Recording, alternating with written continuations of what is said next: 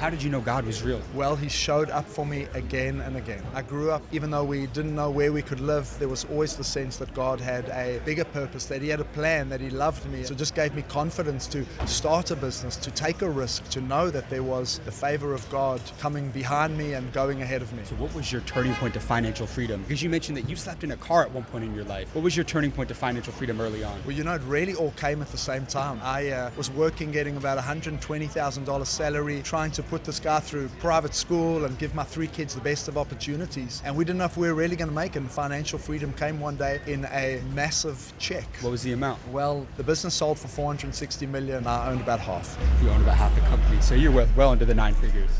More than I deserve, and I'm just getting started. How do you feel about AI? Oh man, very exciting. I mean, scared. I think everybody has to have a healthy fear of just how much change it can cause so quickly. But in healthcare, we're jumping on it and say, hey, if we can help more people in a less expensive way, make a bigger difference in their life, we are going to be in the very center of it. So you're using AI in all your businesses? Absolutely. Have you heard about Plot AI? Yes. You have? Is this right here? Okay. This records all of my conversations, all my meetings. So that way literally it transcribes it for you and it tells you everything that you need to know from it. That's phenomenal. That's a great use case of AI. This is Plot's newest note taker, and all the people in my company, I make sure that they have one. That's something I could put on all of our doctors. Everybody.